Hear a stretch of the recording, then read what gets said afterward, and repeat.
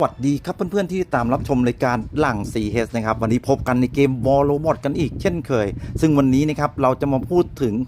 เขาเรียกว่าสถานการณ์ช่วงนี้นะทุกคนนี่ฮะสถานการณ์ช่วงนี้นะครับก็อย่างที่บอกนะหุ่นที่เราต้องเจอนั้นก็คือเจ้าเวกเตอร์นะครับเป็นกลุ่มเป็นก้อนเลยนะแล้วก็ยังมีสไนเปอร์อย่างเจ้าช็อกก๊อตนะครับแล้วมีเพื่อนๆเนี่ยถามเข้ามาเยอะกันมากเลยว่าเราจะเอาตัวรอดได้แบบไหนนะครับจะเล่นกับหุ่นตัวไหนดีที่ดูแล้วจะทำให้เรารู้สึกว่าเฮ้ยมันมีอารมณ์ที่ดีแล้วก็โอเคขึ้นมาบ้างนะครับซึ่งคลิปนี้ผมก็จะมาบอกครับมันมีอยู่ตัวเดียวจริงๆทุกคนเพราะว่าเล่นหุ่นตัวอื่นแล้วเนี่ยก็หายากด้วยแล้วก็นะครับอาจจะทำให้เพื่อนๆเนี่ยหัวร้อนเพราะว่าเดี๋ยวก็ตายอะไรประมาณนี้นะครับ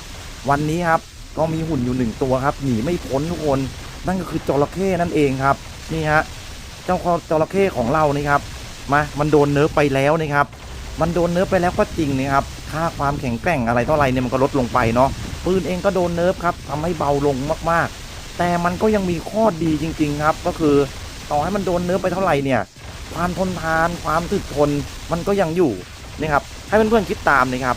ง่ายๆเลยนะครับนะเราใช้ตัวเดิมนะครับหุ่นเดิมเซตเดิมเลยนะครับโดนเดิมนี่ครับโดนตัวเดิมเลยเดิมปืนก็เดิมเลยแต่อัปเกรดให้ดีขึ้นมาแบบสุดๆนี่ครับมันจะช่วยเพื่อนๆเนี่ยอย่างมากเลยเดี๋ยวถ้ามันจะช่วยยังไงเนี่ยเดี๋ยวเราจะไปคุยกันในคลิปนะทุกคนตอนที่เราเริ่มเล่นกันเนี่ยมันจะเห็นภาพมากขึ้นนะครับเพราะว่าคือบางทีอ่ะเราปฏิเสธไม่ได้นะว่าเราเจอโปรบ้างอะไรบ้างพวกนี้นะครับแป๊บเดียวเราตายโดนบุกบ้านแป๊บเดียวเราตายใช่ไหม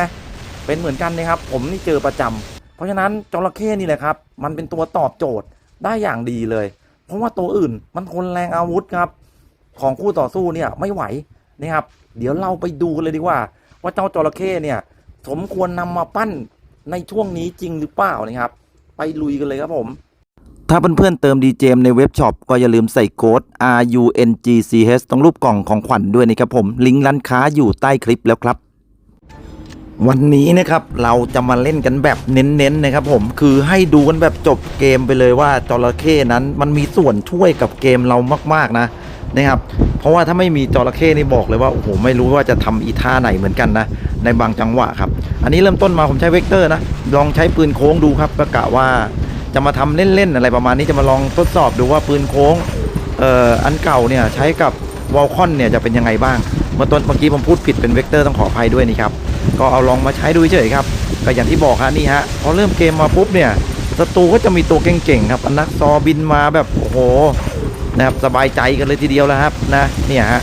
เนี่ยครับซึ่งโอ้โหโจมตีเราแต่ละทีเห็นปะแรงๆทั้งนั้นเลยนะครับนะอันนี้ยังดีนะครับที่เรายังมีโอกาสได้เดินออกจากบ้านบ้างเลยบ้างจังหวะนี้มีวูบอะมีกระตุกนะครับก็ตามนี้เลยนะครับหลังจากนั้นครับก็เริ่มรู้ตัวนะผมก็เอาจระเข้ลงมานี่ฮะนะครับเดี๋ยวเรามาดูกันเลยนะครับว่าจระเข้เนี่ยมันดีจริงๆนะทุกคนผมเองก็ไม่รู้จะแนะนำหุ่นตัวไหนนะครับในช่วงเวลานี้ปืนแต่ละอันนี่แรงจริงๆครับของคู่ต่อสู้เนี่ยฮะเราก็ดูซ้ายดูขวาจระเข้เนี่ย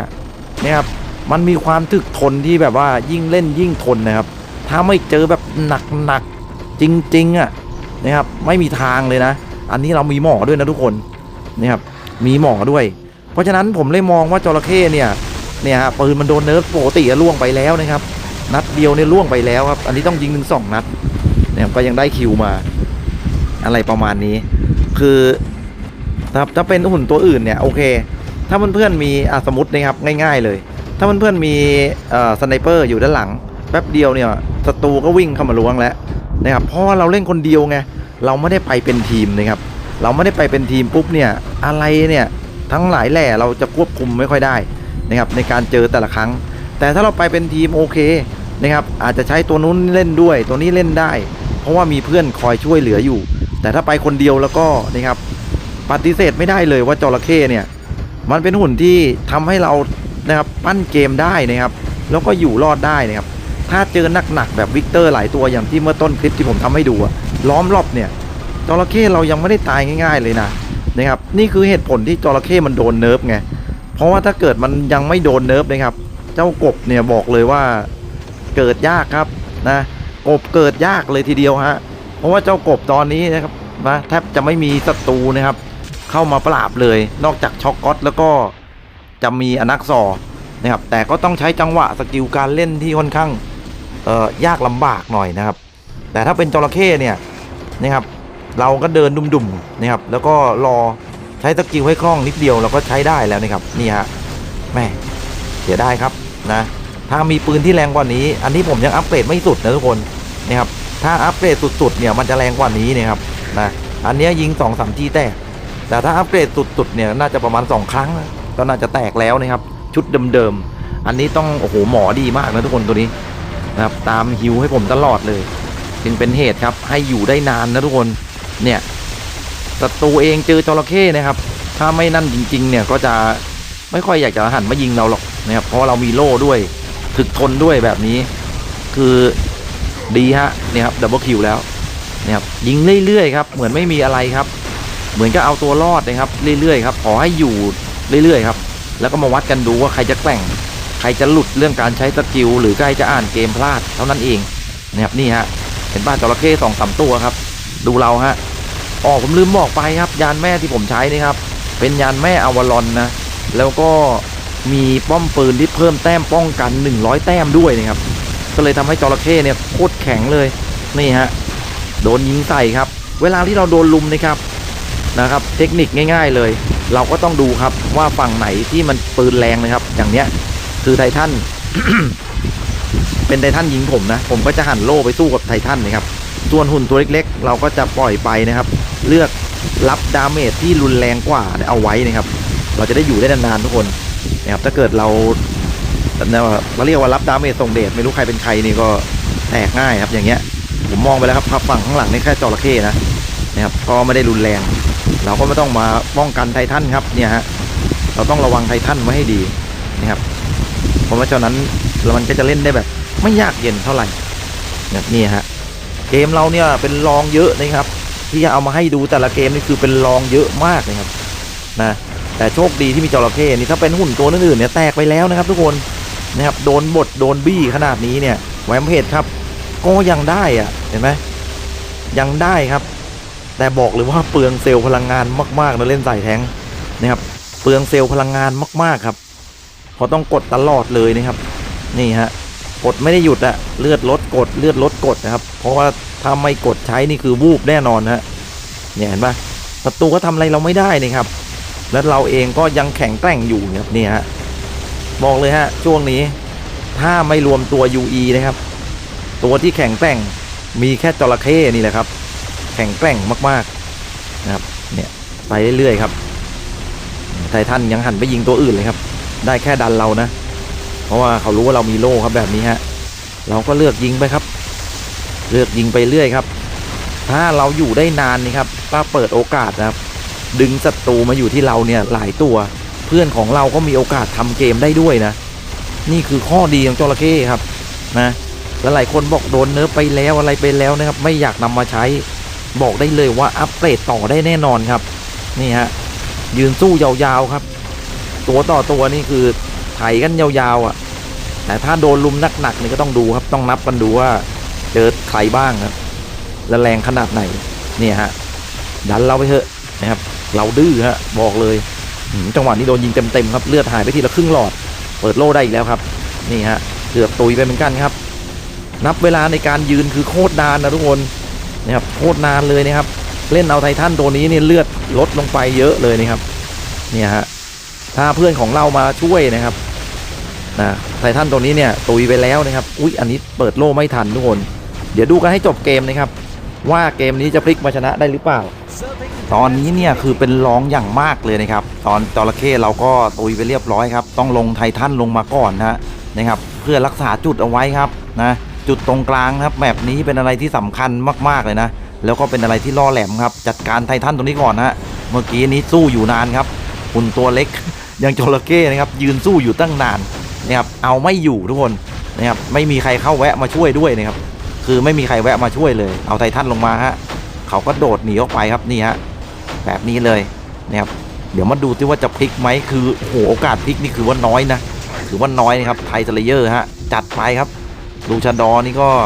เป็นอะไรที่ถึกทนมากๆนะครับหลายๆคนก็ถามว่าไททันตัวไหนใช้ดีผมก็ตอบเหมือนเดิมเลยครับว่าลูชาดอนี่แหละนะครับคือโคตรดีตอนนี้เพื่อนเริ่มมาครับ เราต้องออกไปจุดอื่นฮะนี่ก็คือการที่เรามีส่วนร่วมกับเกมเยอะๆนะทุกคนนะครับอะไรก็เกิดขึ้นได้นะนี่ฮะเราต้องพยายามดันจุดครับแล้วศัตรูเนี่ยก็เริ่มนะครับเหลือผู้เล่นน้อยลงเรื่อยๆแล้วนะครับของเราเนี่ยเหมือนก็ถอดใจตั้งแต่แรกแล้วด้วยซ้ำนะไม่มีกำลังเสริมเลยครับไม่รู้ไปหลบอยู่ตรงไหนกันหมดนะครับ น่าจะอยู่บ้านนะน่าจะซุ่มอยู่กับบ้านนะครับแต่เราสู้ฮะนี่ครับโอ้โหแตกครับโดนลุมครับจากหนังต้องเนี่ย2ตัวหน้าหลังครับเพื่อนเราก็เหลือ3ฝั่งเขาก็เหลือ3ครับเพราะฉะนั้นลุยต่อฮะช็อตสุดท้ายครับผมเลือกอนักซอมาเพราะว่ามันแรงนะครับอนักซอนี่คือแรงแต่ถ้าเพื่อนๆไม่มีเนี่ยผมเองก็ไม่รู้จะแก้สถานการณ์ยังไงถ้าเป็นลักษณะนี้นะครับคืออนักซอในปืนกลแรงมากเลยครับเอาไว้ปราบไททันโดยเฉพาะเลยนะนี่ฮะนะครับเอาไว้ปราบไททันครับโหโดนดันครับนี่จังหวะแบบนี้ครับแหมดันมาตรงจุดพอดีครับไม่ต้องเสียเวลาเดินครับแล้วเพื่อนมายังไงฮะศัตรูนี่เหลือคนเดียวครับผมไม่น่าเชื่อเลยนะครับส่วนเพื่อนเรานะครับมีลงตัวมาเพิ่มแหมมีซุ่มด้วยนะประมาณว่าซุ่มครับลงตัวมาเพิ่มพอจุดสัญญาณเรานำปุ๊บเนี่ยแถบสัญญาณเราแทบจะไม่ลดนะครับนี่ฮะแบบนี้เลยแล้วเวลาก็เบียดมากๆเหลือ1นาทีกับอีก1 วิอะไร1-2 นาทีอะไรประมาณนี้นี่ฮะโอกาสที่เราจะกลับมาชนะเนี่ยมันมีเลยนะนี่ครับโอ้โหแต่แถบครับแถบวัดใจจริงเฮ้ยจังหวะนี้500ทำไมยิงไม่กดลงไปเมื่อกี้ผมเห็น400กว่านะน่าจะยิงกดตัวนี้ครับมายิงเราฮะนะครับมายิงเราแบบนี้ครับดูครับความแรงของนักซอถึงได้บอกครับปัจจุบันนี้มีต้องหุ่นโหดนะถึงจะโดนเนื้อไปแล้วก็เถอะครับบินหลบแบบนี้ฮะรอดไหมไม่รอดครับจะลงทันไหมเอ่ยแล้วเกมจบเลยครับทุกคนนี่ฮะโอ้โหชนะไปครับผมเฉียดฉิวครับ14 ล้านเมื่อสักครู่นะครับ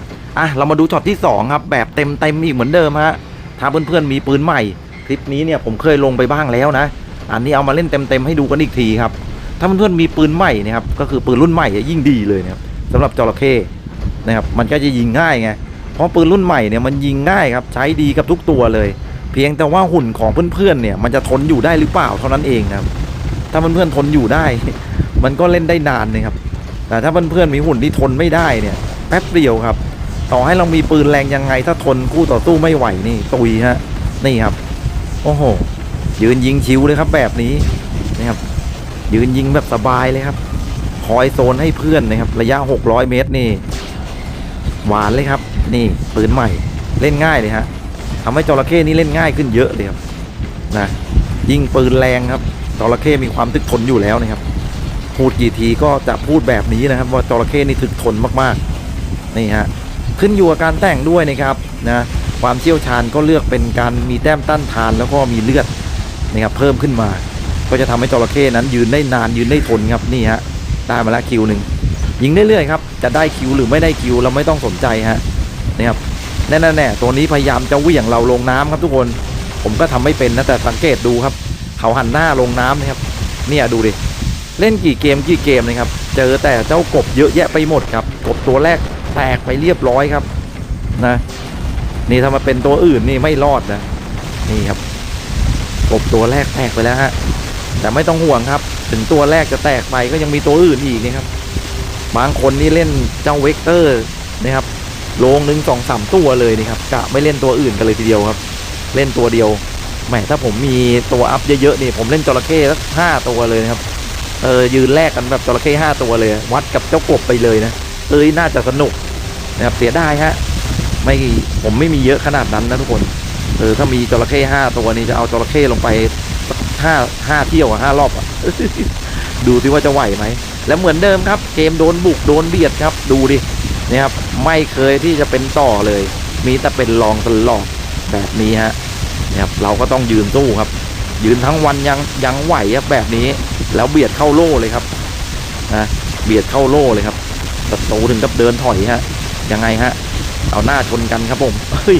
นี่มันจระเข้นะไม่ใช่กวางเลยครับผมเอาเผามาขิดกันนะครับโหโดนครับเราโดนหนักมากครับสังเกตหลอดเลือดฮะขึ้นลงครับอยู่อย่างนี้นี่ครับจะตุยไม่ตุยแหล่ครับแต่ก็ยังรอดครับถ้าเป็นตัวอื่นนี่บายไปแล้วทุกคนนะครับถ้าเป็นตัวอื่นนี่บายไปแล้วมีจังหวะให้เรานะครับพ พักหายใจแล้วก็กดเซลล์พลังงานอย่างที่บอกโคตรเปลืองเนี่ยครับกดเซลล์พลังงานซ้ำๆครับใช้อันที่ดีที่สุดนี่ครับผมนะครับถ้าเกิดสกิลนักบินมีก็นะครับใส่ตัวลดราคานะครับก็จะกดได้ทีแล้วไม่แพงนี่ครับดับเบิลคิวไม่ตายแถมได้คิวอีกตั้งหากแหมแบบนี้นะครับไม่ใช้ก็ไม่ได้แล้วละครับปัจจุบันนี้เอาตัวอะไรลงมาก็ไม่รอดผมบอกเลยนะครับแป๊บเดียวกบวิ่งใส่เนี่ยไม่เหลือซากผมเคยลองมาหลายรอบแล้วนี่ครับนะขนาดมีวอลคอนนี่ครับไปคนเดียวนี่วอลคอนยังไม่ทันได้เลือดยังไม่ทันได้ข้ามขั้นเลยครับโดนเจ้ากบครับฟันซ้ายทีขวาทีแตกครับจระเข้นี่แหละช่วงนี้คือต้องพึ่งพี่เข้จริงๆครับนะก็หวังว่าอัปเดตหน้าหรืออัปเดตต่อไปคงไม่โดนเนิร์ฟแล้วนะเอาแบบนี้กำลังดีนะครับคือถ้าโดนเนิร์ฟอีกก็คือไม่รู้จะพึ่งใครแล้วนะเนี่ยฮะดูดิขนาดสไนเปอร์ฝั่งตรงข้ามยังไม่มีเลยนะครับไม่กล้ามีทุกคนนะครับช่วงนี้คือไม่กล้ามีเจออย่างที่บอกฮะวิ่งกันมาเป็นฝูงเลยนะครับสไนเปอร์แรงยังไงก็ไม่พอครับนี่ฮะต้องพีเคเรานี่แหละครับยืนยิงสบายครับสาวเลยฮะแบบนี้ตอนนี้จุดสัญญาณเราเริ่มมาดีแล้วทุกคนนะครับหลังจากที่ศัตรูเจาะตรงนี้ไม่ได้อะเพราะเรายืนขวางอยู่นะครับเนี่ยฮะเรายืนขวางตรงนี้อยู่ตั้งแต่ต้นเกมนะครับศัตรูก็ต้องเลือกไปทางอื่นนะก็ถือว่าช่วยทีมช่วยเพื่อนได้เป็นอย่างดีคลิปนี้ดูกันยาวๆเลยนะครับถ้าเพื่อนๆมีความคิดเห็นยังไงก็อย่าลืมคอมเมนต์เข้ามาคุยกันนะครับคอมเมนต์เข้ามาคุยเล่นการปรึกษาหารือหรือมีข้อสงสัยอะไรยังไงก็สามารถที่จะนะครับคอมเมนต์เข้ามาคุยกันได้หมดนะครับนะอยากดูตัวไหนยังไงนะครับให้ผมทำแนวคิดนะครับของตัวนั้นตัวนี้ก็ได้นะก็ลองคอมเมนต์เข้ามานะผมจะได้ทำคลิปถูกบางทีก็ไม่รู้จะทำคลิปอะไรเหมือนกันนะครับเพราะทำไปเยอะมากๆเนาะนะครับไม่ว่าจะเป็นสายฟรีสายเติมอีกอย่างหนึ่งสำหรับสายเติมก็อย่าลืมครับเติม DJM ก็ใส่โค้ด RUNGCH ครับนะในร้านค้าลิงก์อยู่ด้านล่างแล้วนะครับสำหรับ DJM ถ้าจะเติมก็ผมก็ทัก Facebook มาได้เลยนะครับก็ลด 3% เหมือนเดิมฮะนะครับก็ยังลด 3% อยู่ครับขนาดลด 3% ยังไม่ค่อยมีใครเติมเลยทุกคนนะครับไม่รู้แบบมีใครรู้มั้งหรือเปล่าเนี่ยผมก็ลดให้นะครับลดให้แบบส่วนตัวนะทุกคนก็คือผมลดเองนะไม่ใช่ค่ายเกมลดให้นะครับโอเคฮะจะได้ทราบกันเนาะ 3% นี่ก็เอาเรื่องเหมือนกันนะเติมเยอะๆพูดง่ายๆ3%นะครับลดไป3%คือเรียบร้อยครับได้อีก1คิวฮะเอาแล้วครับผมพออยู่ได้ทนได้ทานแบบนี้เพื่อนเราเริ่มบุกฮะเกมเริ่มเป็นแถบเขาเรียกว่าเป็นเริ่มเป็นแบบฝ่ายเราได้เปรียบแล้วนะครับแบบนี้ก็สวยฮะที่เหลือก็ยืนโซนไปครับตัวไหนที่บอบบางหรือแหลมออกมาเราก็ช่วยเพื่อนแบบนี้ฮะสบายเลยฮะแต่กว่าจะสบายปุ๊บก็โอ้โหเกือบเนี่ยต้องอัปเกรดให้ดีครับผมนะและหลายคนบอกจระเข้ไม่ทนเพราะว่าเพื่อนๆอาจจะยังไม่มีความเชี่ยวชาญหมายถึงว่าไม่ได้อัปเกรดความเชี่ยวชาญนะไม่ได้ว่าความเชี่ยวชาญในการเล่นนะครับอัปเกรดนักบินนะครับเป็นตัวยืนได้เลยครับตัวนี้นะครับแต่ถ้าไม่โดนเนิร์ฟเพิ่มนะถ้าไม่โดนเนิร์ฟเพิ่มนี่เป็นตัวยืนได้ยาวๆเลยครับนะและที่สำคัญครับอัปเดตต่อไปครับก็มีสายแท้งไม่ใช่สายแท้งสิเขาเรียกว่าสายบุกมาอีกแล้วนะครับโอ้โหแล้วก็ปืนลูกซองที่โคตรแรงด้วยนะเพราะฉะนั้นเราต้องมีตัวที่ค่อนข้างแข็งแกร่งนะครับเอาไว้ยืนสู้นะไม่งั้นไม่มีตัวหลักเลยนะครับแย่เลยนะปืนใหม่นี่แรงๆทั้งนั้นครับกดเข้าไปที2ทีนี่โอ้โหถึงกับตุยเกมนี้ครับไม่มีปัญหาครับสุดท้ายเราก็เบียดเข้ามาชนะอีกตามเคยนะแบบนี้เหลือตัวเดียวแล้วศัตรูก็คิวได้เรื่อยๆครับยืนแล้วคิวเหมือนไม่มีอะไรเกิดขึ้นนะช่วงท้ายสบายๆครับผมแบบนี้เลยและนี่ก็คือทั้งหมดนะครับสำหรับเจ้าอามิดนะครับแล้วที่หลายๆคนถามเข้ามาว่าช่วงนี้เนี่ยหุ่นตัวไหนน่าเล่นที่สุดนะครับผมบอกเลยถ้าเราไม่มีเวกเตอร์ไม่มีอนักซอไม่มีตัวช่วยนะครับในการต่อสู้กับคู่ต่อสู้เนี่ยอามิดครับหรือเจ้าจระเข้ของเราตอบโจทย์นะครับบอกเลยตายเร็วก็จริงแต่ก็ยังมีโอกาสได้ทำดาเมจเพราะความถึกทนของมันนั่นเองครับอย่ามองข้ามตัวนี้เลยนะครับก็ยังทันนะครับถ้าเกิดจะอัปเกรดในการใช้เล่นแล้วไว้เจอกันใหม่คลิปหน้านะครับมีความคิดเห็นยังไงก็คอมเมนต์เข้ามานะครับผมเองก็รับฟังแล้วก็พ ถ้ามีความเห็นดีๆเนี่ยก็จะมาทำคลิปให้กันอีกเหมือนเดิมแล้วไว้เจอกันใหม่ครับบ๊ายบาย